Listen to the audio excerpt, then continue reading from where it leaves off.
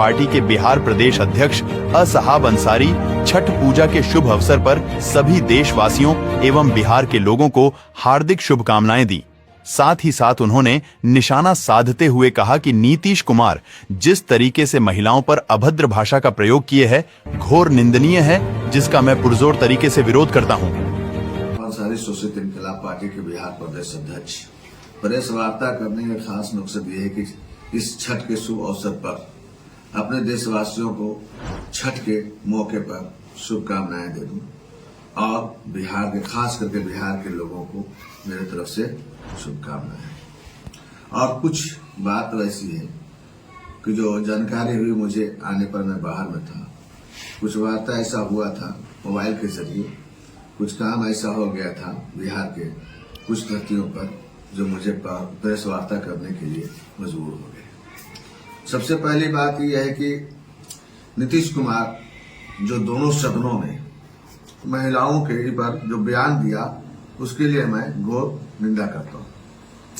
ये अपने लैंग्वेज से इस तरह का एक सीएम होकर के नहीं इस्तेमाल करना चाहिए, इसलिए कि आज पूरे बिहार को मालिक है।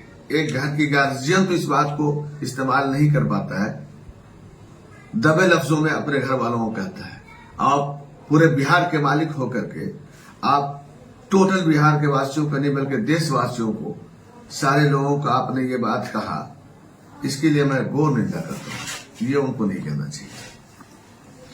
दूसरी बात यह है कि बिहार में सुशासन बाबू के दौर में कल जमुई में एक बालू माफिया ने गाड़ी से लदे बालू को के नीचे एक दरोगा को कुचल डाला और कुछ सिपाही घायल भी हो गए। इसके लिए भी अभी तक हमारे सीएम सुशासन बाबू, जो कितना आपको कहते हैं, कोई निंदा प्रकट नहीं कर रहे। किस तरह की कोई प्रेस वार्ता में या मीडिया ने जरा सा भी उस बात पर अफसोसजनक नहीं रखा। ये गलत हुआ।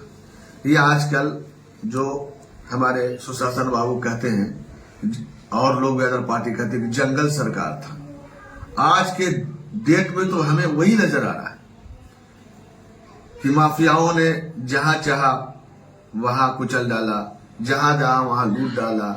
इस तरीके से अभी ये कल का नया टू डेट न्यूज है। इस पर भी हमें कहना है कि हमारे सीएम साहब इस बात पर थोड़ा सा गौर करें और नहीं तो इसको भी जवाब देना पड़ेगा। मैं शोषित इनकलाब पार्टी के बिहार प्रदेश अध्यक्ष, मैं उससे जानना चाहता हूं उनसे कि आखिर ऐसा क्यों हो रहा है।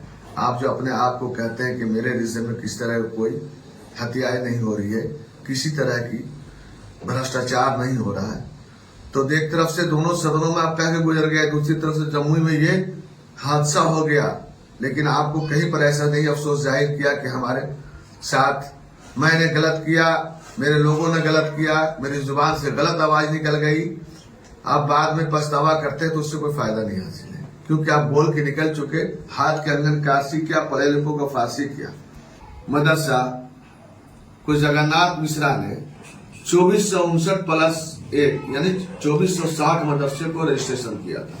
जगन्नाथ मिश्रा 1989 में उस मदरसे को 2011 या 2012 में हमारे नीतीश बाबू, जो आज के डेट में सीएम है और 15-17 साल से है, 2459 मदरसा का पूरा फंड अलग कर दिया कि लोगों को पेमेंट किया जाए, लेकिन आज तक 1200 समथिंग लोगों का पेमेंट हुआ और बाकी लोगों का आज तक वेरिफिकेशन हो रहा है। एक बार हुआ, 2 बार हुआ, 3 बार हुआ, लेकिन पेमेंट नहीं हो सका। उस रीजन में मैं ये कहना चाहता हूं कि कम से कम आपके आधार, आपकी नॉलेज में ये समझ में आ रहा है कि ये मदरसा जमीन पर नहीं है या कुछ कमियां महसूस हो रही है। जहां 12 कमरा के 6 कमरा है, 6 कमरा और 4 कमरा है, जहां फुकानिया में आ रहा है 10 कट्टा जमीन चाहिए, वहां 5 कट्टा है, तो कम से कम ये तो कर सकते हैं कि जिस कैटेगरी का है उस कैटेगरी में खरा नहीं उतर रहा है, फुकानिया में यार का है तो फुकानिया में नहीं उतर, वस्तानिया में आगे कम से कम आप उसको पेमेंट कर सकते हैं। अगर सपोज कहे उससे भी कम कहे तो कम से कम उसको आप वित्त रेट के आधार पर आप अनुदान तो दे सकते हैं।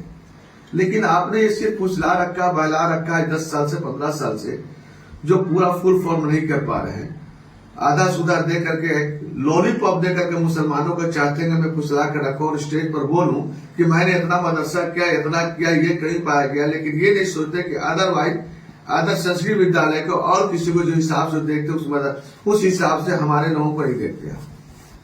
खास करके कि आज तक जो आप लोगों ने ठगने का काम किया, 15-29 साल दोनों मिलाकर कंप्रोमाइज किया, आपस में समझौता किया कि 15 साल मैं राज करूं, 15 साल आप राज करो, और माइनॉरिटी को भी या तो उल्लू बनाया।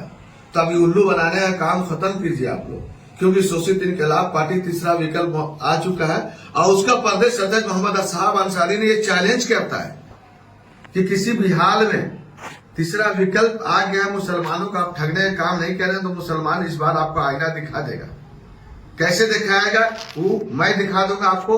ज्यादा वेट करने की जरूरत नहीं है, ज्यादा से ज्यादा आपको 2023 लास्ट टोटल नजर आ जाएगा कि शोषित इनकलाब पार्टी के बिहार प्रदेश अध्यक्ष मोहम्मद असहाब अंसारी हम लोगों को कहां उतार के रख दिया। और जिस तरीके से माइनॉरिटी की बात करते हैं, अभी तक जितना माइनॉरिटी का अदारा है उस अदारे में देखा जाए कितनी सीट खाली है और कितना मेंबरशिप और कितना चेयरमैन का मामला आता है, उसमें भी हम आज तक देखा कि खरा नहीं उतरे, वक्त के मुताबिक वो नहीं चल पाए। सिर्फ माइनॉरिटी लोगों को कहने का काम करते हैं, काम करते नहीं है, सिर्फ दिखावा करते हैं। इसलिए मैं ये भी कहता हूं हम अपने बिहार सरकार नीतीश कुमार जो आज के डेट में सीएम है कि इस चीज को भी कॉलम को पूरा करें। अगर नहीं पूरा करते तो साहब अंसारी पूरा एक्शन लेगा और इसका विरोध करेगा और सड़क पर आने का काम करेगा और पूरे माइनॉरिटी के एक करके दिखाएगा आपको कि आप जो उल्लू बना के चल रहे हैं कि 15 साल हम राज करेंगे, 15 साल आप करेंगे, ये दिन दोबारा देखने को नहीं मिलेगा।